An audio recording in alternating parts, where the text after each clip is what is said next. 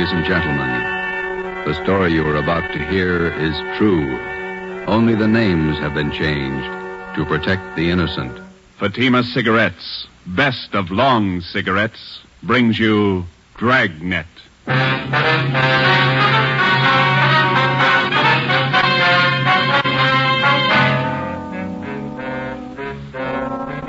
You're a detective sergeant. You're assigned to homicide detail. A vicious killer has taken the life of a 62-year-old woman. Suspicion points in only one direction. The murderer was heartless, cold-blooded. Your job, get him. If you want a long cigarette, smoke the best of long cigarettes. Smoke Fatima. It's the long cigarette that contains an essential ingredient of all the very popular cigarettes, Turkish tobacco. That's why you see the Turkish symbols on the attractive golden yellow Fatima package. That's why Fatima has a much different, much better flavor and aroma than any other long cigarette. That's why Fatima doubles and redoubles its smokers. Yes, if you want a long cigarette, smoke the best of long cigarettes. Smoke Fatima. Dragnet, the documented drama of an actual crime. For the next 30 minutes, in cooperation with the Los Angeles Police Department, you will travel step by step on the side of the law through an actual case from official police files. From beginning to end, from crime to punishment, Dragnet is the story of your police force in action. It was Saturday, November 5th. It was foggy in Los Angeles. We were working the day watch out of homicide. My partner's Ben Romero. The boss is Ed Backstrand, chief of detectives. My name's Friday. It was 3:35 p.m. when I got to room 42. Homicide.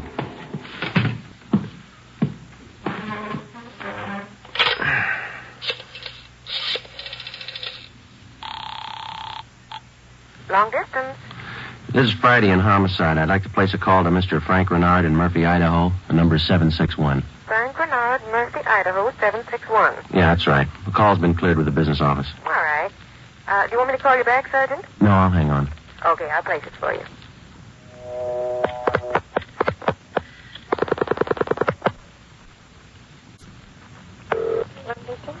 Long distance, Mr. Frank Renard, Murphy, Idaho, Murphy, 761.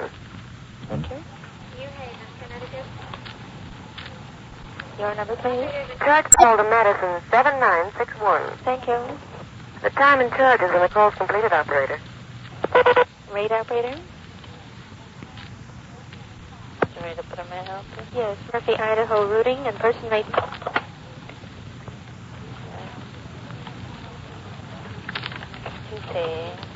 N-A-M-P-A, Napa. Hi.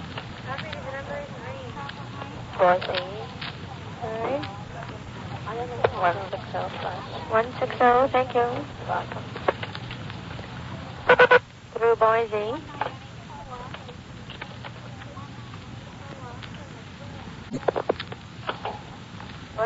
I'm calling Napa.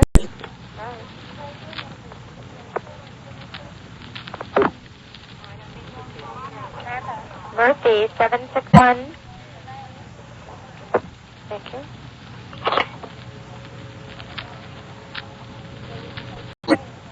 Keep ringing, 761. They're ringing the number, Sergeant. Okay, thanks.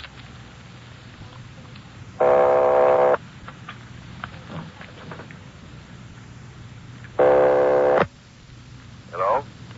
Mr. Frank Renard, please. Los Angeles calling. Who do you want? Mr. Frank Renard, please. Los Angeles calling. I'm Frank Renard. Go ahead, please. All right, Sergeant, go ahead. Hello? Hello? Hello, Frank Renard? Yeah, who's this? This is Sergeant Friday, Los Angeles Police Department. I've got an urgent message for you. For me? Well, what's the matter? Well, your wife, Dolores, asked me to call you. Something's happened to your mother. What do you mean? What's happened? I better let your wife tell you. She wants you back in Los Angeles right away. Look, what's this all about? I can't leave my job now. You better come. Your mother's been murdered.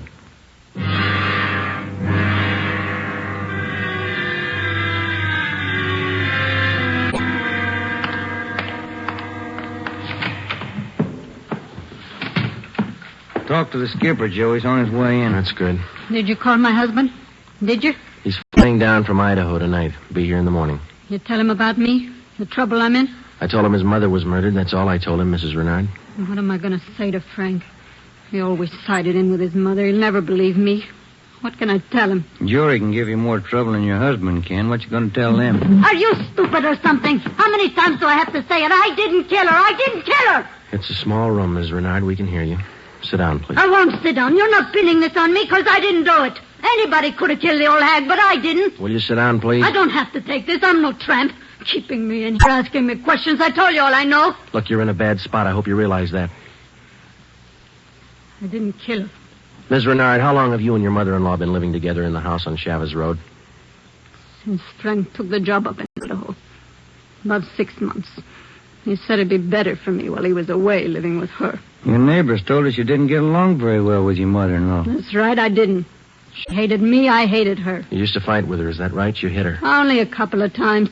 She called me dirty names. I hit her. She pulled me by the hair. And I hated her like everything.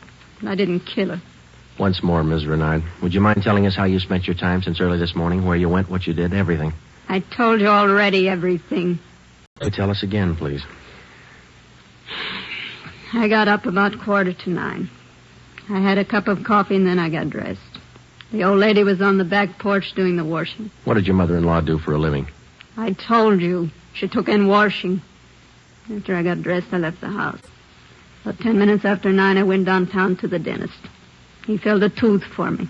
This one here, you can ask him. What time did you leave the dentist's office? About 10:15. Maybe 20 after. You can ask him. What'd you do after that? I walked around window shopping. Did you buy anything? Talk to anybody? I told you no. What time did you get home? 12:30. I went in the bedroom. The old lady was on the floor. Blood all over. I felt her heart. It wasn't beating. Is that when you got the blood on your dress? Yeah. Now, that's all I'm going to say. 3 times I told you this story already. And you still can't account for your time between 10:20 this morning and the time you found the body and called the police at 12:30. I told you. I left the dentist. I went window shopping. Then I walked home. And that time you didn't talk to anyone and no one saw you. Lots of people saw me. People on the street downtown. I'm no tramp. I don't talk to everybody. None of your neighbors saw you come home, Ms. Renard? Of course they didn't see me. I cut across the back lot up from San Jose Avenue. I came in the back way. The lady who lives next door to you. She says she was in the backyard about noontime. She stayed there till after 1 o'clock. She didn't see you come in the back way. And she's a liar. She's a dirty liar. You and your husband took out an insurance policy on your mother-in-law last year. Is that right, Ms. Renard? Sure it is. What of it? $5,000? Yeah, so what? You know a man by the name of George Martino? No. You better tell the truth, Ms. Renard. All right, so I do. He's a friend of mine. You've been running around with him since your husband's been away. None of your business. I do what I want. Your mother-in-law found out about Martino. That's what you fought about most of the time. Oh, she was crazy. He's a friend of mine, that's all. Are you telling the truth, Ms. Renard? Martino's a boyfriend of mine. I told you, that's all. Your mother-in-law found out you were running around with him. She warned you if you didn't shake Martino, she'd write your husband. You said you'd kill her if she did. That's a lie. That's what your mother-in-law told one of the neighbor ladies. And I said it just to scare her. One night I was drinking. We had a fight. She was yapping at me all night. I said it just to scare her. But she wrote the letter anyway. And that's what she said. But I didn't kill her. You had the time, the motive, and the opportunity. It wasn't me. I didn't kill her. Interrogation room, Friday. This is Brennan, Joe. Yeah, Bill. Where are you? Santa Monica. Picked up George Martino.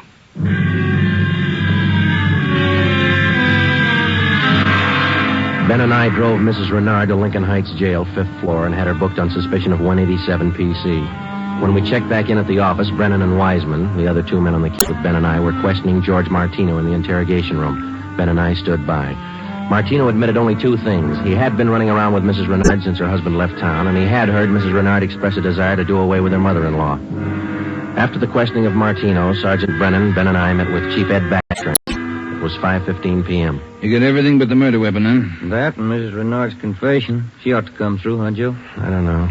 She's scared, but she's still got a smart mouth. What about Martino, Brennan? You think he had a hand in it? I don't think so. We spent most of the afternoon talking to him. He hasn't got the guts. We took a statement. And does he have an alibi? Solid. What was the cause of death? Strangulation, multiple fractures of the skull. All motives are with Mrs. Renard, Chief. Pretty clear-cut job. No evidence of robbery or burglary, I guess. A couple of dresser drawers in the bedroom were emptied on the floor and clothes tossed all around. Pretty obvious plan to make it look like burglary. Maybe. We found 3 $1 bills in plain sight. They were on the floor near the body. If a burglar went through the stuff, he wouldn't have missed that money. And it shouldn't be too much trouble tying it up. Shouldn't be, Skipper. Friday and Romero, you follow the case through. Just a minute. Hello, Backstrand. Yeah? What? All right, I'll send him over. Lee Jones. Just finished checking the evidence at the crime lab. Yeah? He thinks Mrs. Renard's innocent.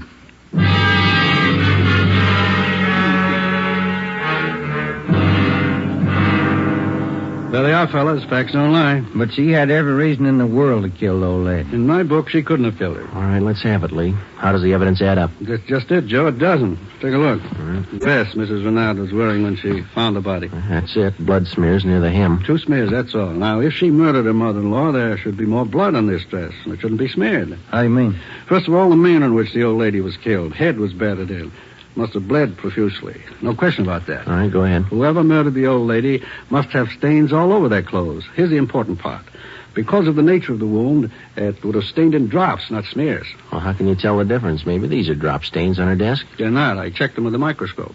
Only the higher ribs of the cloth are stained. The smears, nothing else. But a drop forms its own definite drop pattern and permeates the cloth, soaks in. Uh-huh. No signs of that on her dress. Not a one. Now, here's the silk scarf the old lady was strangled with. Yeah? Here's what I found in the knot tied in the scarf. A blonde hair, wavy. Old lady had dark hair. So does Miss Renard. So does her boyfriend. That's what I mean. This blonde hair is one of 2 things that didn't belong at that murder scene. What else you got? This here. What is it, Lee? Small piece of plastic. From a gun butt, I'd say. See here? Uh-huh. Crisscross surface, then a little smooth area here. Yeah? The killer could have hit the old lady with the butt of a gun. And a piece of the stock could have chipped off like this, huh? Miss Renard doesn't own a gun. Neither did her mother-in-law. Where does that leave us? I don't know, Joe. There's the stuff. You can't disregard it. Maybe you can explain it. Yeah. How? Well, first prove this dress isn't the one Mrs. Renard was wearing this morning. Then find the dress she did wear. We know she wore this when the dentist identified it, and so did 2 of the neighbors. That's what I mean. The dress is too clean, doesn't belong. Yeah. And this blonde hair, this piece of gun butt, they don't belong either. Well, and you think she's innocent? You're looking at the evidence. What do you think? 6 p.m. Saturday, November 5th. Ben and I went back to the office and met with Brennan, Wiseman, and Ed Backstrand. The open and shut case against Mrs. Renard was up in the air, but we still weren't sure that she was innocent of the murder of her mother-in-law. Ben and I drove to the Lincoln Heights jail and interviewed the suspect again. She agreed to submit to a lie detector test. We drove back to the office, contacted Sergeant Berger, the department's polygraph man, and set up a special test for the following day. The next morning, we met with Berger and formulated a list of key questions, and then we picked up Mrs. Renard and brought her to the 3rd floor of the old city jail building, the polygraph room. At 10:33 a.m., the test got underway. As usual, Sergeant Berger conducted the interview alone. Backstrand, Ben, and I waited outside. Well, how about Mrs. Renard's husband? Get in town yet? He's due in around noon, Skipper. Got a smoke? Here you are.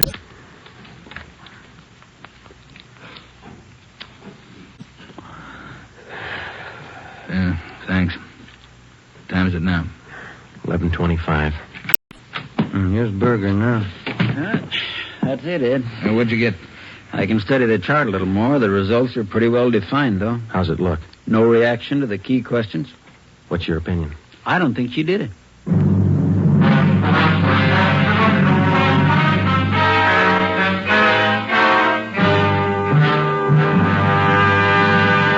You are listening to Dragnet, authentic stories of your police force in action.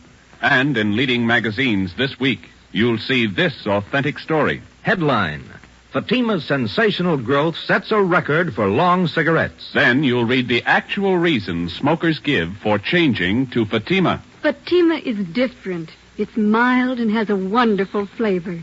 Fatima's best. These are the words of Miss Pamela Bookman of New York, where Fatima has increased its smokers 132%. Fatima tastes much better than any other long cigarette. It's the best. Says Mr. James S. Winterhalter of Detroit, where Fatima smokers have increased 348%. I like the flavor, and Fatima is mild. It's the best long cigarette. That's the statement of Mrs. Mary C. Werdeman of Los Angeles, where Fatima has increased its smokers 545%. Yes, more and more long cigarette smokers every day agree. A change to Fatima is a change to the best. Enjoy Fatima yourself. Best of long cigarettes.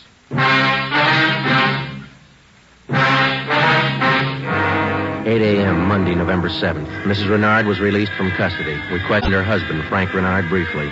He could tell us nothing more than we already knew. Brennan and Wiseman were called back on the case, and together the four of us started over again from the beginning. We had a dead body, 2 pieces of physical evidence to work with, no idea how to fit them together, and no suspects. We went back to the Chavez Road neighborhood where the murdered woman lived and started pushing doorbells. We canvassed the neighborhood for 3 days, and we uncovered one slim lead. He was selling magazines, officer. Went door to door, right up the street here. Young fellow. Could you describe the man for us, please? Nothing to talk about. Pasty face, pimply complexion, blonde hair. 5:30 p.m. Wednesday, November the 9th. Ben and I met with Brennan and Wiseman in Ed Backstrand's office to compare notes. Together, we had more than a dozen reports of the magazine salesman's presence in the neighborhood just prior to the murder of Mrs. Renard's mother-in-law. The various descriptions of the man which we obtained from the people in the neighborhood tallied closely. About 6 feet, 170 pounds, pimply complexion, blonde hair, fast talker. About 25 years old. As far as we know, Skipper, he was the only stranger in the neighborhood last Saturday morning. Only one that people remember, anyway. How close did you trace him to the Renard house? You got your list there, Brennan? Yeah. There you are. Thanks. Let's see. Well, he picked up his tracks down on Floresta Street, sold a couple of descriptions there. Then he headed up Landers Avenue onto Chavez Road. Yeah. The Renards live at 2280 Chavez Road. That salesman talked to the woman at 2274 Chavez. That's 3 doors away from the Renards. When was he seen there? Well, let me see. Where is that, Brennan? Oh, on the 15-7 sheet, Joe. Didn't have enough room on the report. Oh, yeah. Here it is. Mrs. John Rico, 2274 Chavez. The guy was there about 11:45 Saturday morning. Well, that puts him in the running. First time he ever showed in that neighborhood? First time, Skipper. Fresh kid, not a very good salesman. Here's the name of the company he's working for, the Harrison News Distributors. Did you check with them? Well, they're closed for the night. We'll call them the first thing tomorrow. Good. Here's something else for you. I had a call from Frank Renard this afternoon. What'd he have to say? Seems in the excitement just after the murder, Mrs. Renard overlooked a couple of things. What's that? Well, they're missing a yellow table model radio. It was in the bedroom where the old lady was killed. Well, that ties in with a robbery motive, huh? And they're missing a ring, too. Belonged to Mrs. Renard. Topaz ring. Supposed to be worth a little money. But she didn't notice it was gone until today. That's right. You got the serial number on the radio? Yeah, right here. Yeah, let's see. Yeah, Brennan, here we are. It's an Emerson model 511, 180,000, 277609. A lot of small radios in town. There's only one with that serial number on it. Track it down. A complete description of the Topaz ring and the serial numbers and description of the yellow table model radio were sent to the pawn shop detail. The information was then placed on the stolen property list and relayed to every pawn shop operator in the city. The next morning, Ben and I interviewed the manager of the Harrison News Distributing Company. There, the suspect had given his name as Sam Bricker. We checked out his home address. Turned out to be a gas station in North Hollywood. We took the suspect's job application blank with a specimen of his handwriting, and then we drove back to the office. Sam Bricker. We were unable to get a make on the name from the Record Bureau. Checked the cards, and every known criminal who was cataloged in the oddity file having a pimply complexion. None of them matched. That night, we got out an APB and a radiogram. The suspect's trail led from one salesman's job to the next. On his last job, he gave his name as Albert Berry. His address is 1430 Palo Alto Drive. That was in the Echo Lake District. Ben and I drove out to check it. 1428, 1430. There it is, Joe. Yeah. At least it's not a gas station, huh? Come on.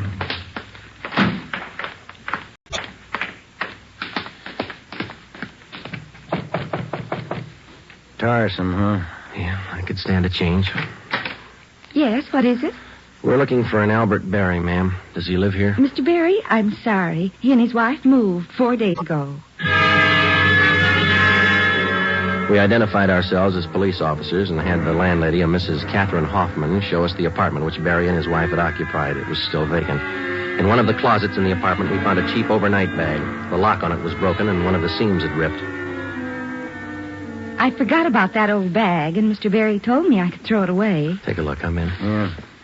How long has Berry been married? Do you know, Mrs. Hoffman? No, I don't. But the way they acted, lovey-dovey all the time, I don't think they've been together long. Hey, Joe. Look, some kind of an identification tag. Yeah, let me see. Get it up here. It's a tool disc, it looks like, doesn't it? Jameson Larrabee, Pittsburgh, Pennsylvania. You're not after Mr. Berry, are you, officer? Yes, ma'am, we are. Did he leave a forwarding address? I wish he did. I'm holding 3 letters for Mrs. Berry in my apartment right now. May we see them, please? Certainly. Would you step this way, please? My apartment's just across the hall. Yes, ma'am. Would you like a bottle of beer or something? No, ma'am, thanks. Let's see. I thought I put... Yes, here they are. 3 of them, Sergeant. From her folks, I think. Mrs. Berry's from Fresno. Oh, that's good. You want to copy down this return address, Ben? Yeah, go ahead. Okay. That's C.K. Ulrich, U-L-R-I-C-K. 525 North Lamona, Fresno. Yeah, got it. There you are, Miss Hoffman. By the way, did the Berrys say they'd call for their mail? Mrs. Berry did. That's why I'm holding on to it. All right. Just one more question. Do you remember if Mr. and Mrs. Berry had a radio? Yes, they did. A small one. Do you remember what brand it was? No, I don't. It had a yellow case. That's all I remember. Before we left, we called Ed Backstrand, and he had an immediate stakeout placed at the apartment house in case the Berrys returned to pick up their mail. Ben and I went back to the office and placed a call to the Pittsburgh Police Department. We gave them the description and the number of the tool disc which we'd found in Berry's old suitcase. They said they'd check with the Jameson Larrabee Company in the morning, and then they'd call us back. That night, Ben and I drove to Fresno and checked in at the police station up there. 2 officers were assigned to stake out the Ulrich home. We interviewed Mr. Ulrich, who identified himself as Albert Berry's father-in-law. He told us his daughter had married the murder suspect 8 months before, and he gave us pictures of Berry taken at the wedding. Ulrich told us that he'd catch a Santa Fe train out of Fresno the next morning. He wanted to be in Los Angeles to take his daughter home when Berry was apprehended. It was almost 2 a.m. when Ben and I left Fresno and started back for Los Angeles.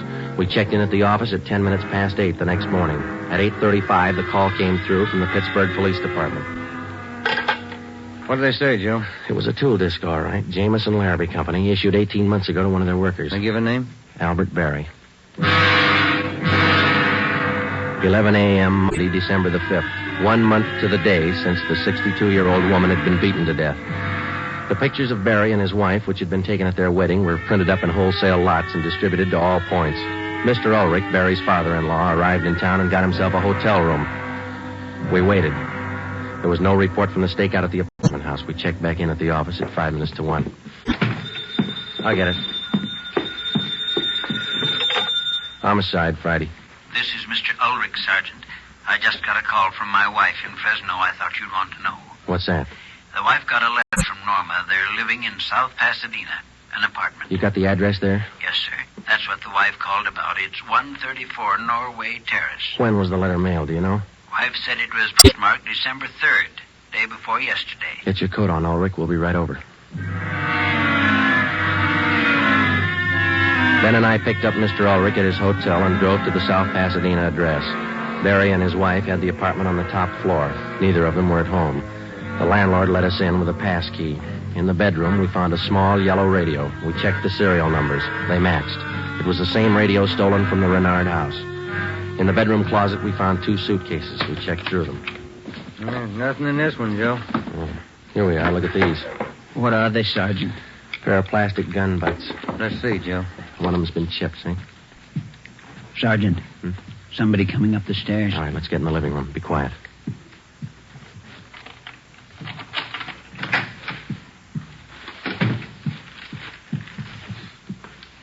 Dad, what are you doing here?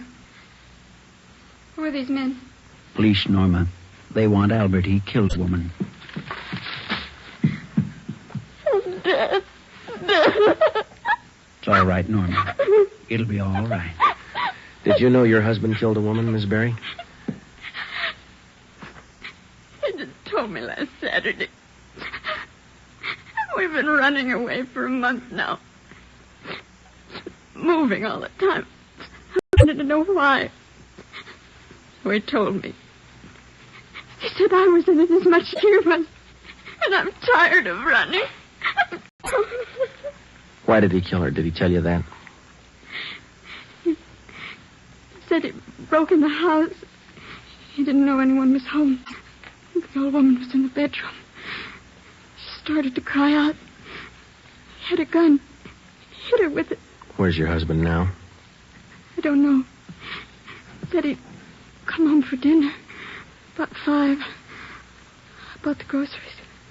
What time you got, Ben? 3:30. That ring you're wearing, Miss Barry. Couldn't give you that? Yes, why? What kind of a stone is that? Topaz. Britt gave it to me. Why? Nothing. We'll wait. 5 o'clock came and went. Barry failed to show. 5:30. Ulrich started to get nervous. 6 o'clock. 6:30. No sign of Barry. I went to the window and kept an eye on the street below. At 6:45, a light green Nash sedan pulled to a stop in front of the apartment house. A man got out and went into the main floor entrance. Bert. I'll let him in. All right. How long have you had the new car? A couple of days. Bert got it credit. What do you want me to do now? Does he have a key to the apartment here? He lost it. Okay, when he rings, let him in. Just act natural. Ben? Yeah. You cover me. I'll get the cuffs on him. Right.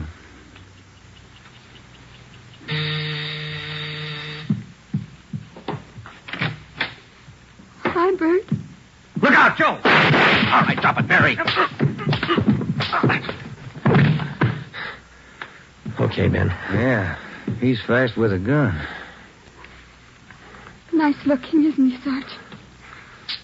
You'd never think he'd kill anybody. Come on, let's take him in. I love him. I still love him. But you're a cop. You wouldn't understand. That's right. I wouldn't understand. I'm a cop. The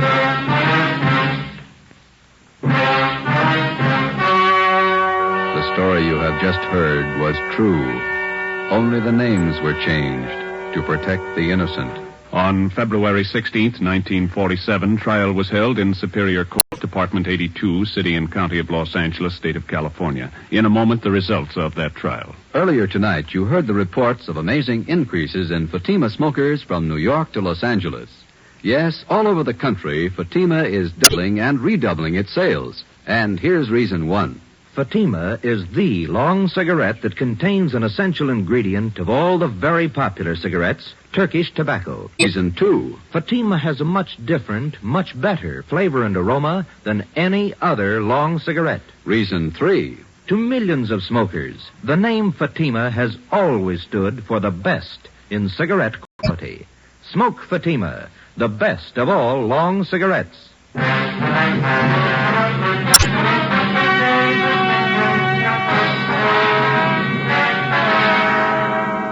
Albert Ralph Berry was tried and convicted of murder in the first degree.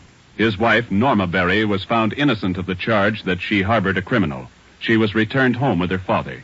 Berry was executed in the lethal gas chamber at the state penitentiary.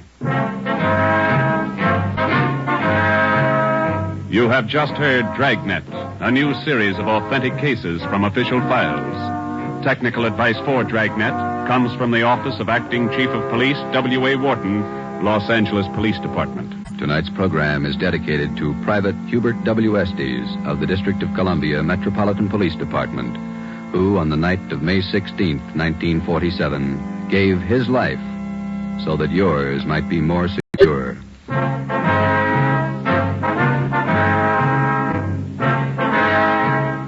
Fatima Cigarettes, best of long cigarettes, has brought you Dragnet, portion transcribed from Los Angeles.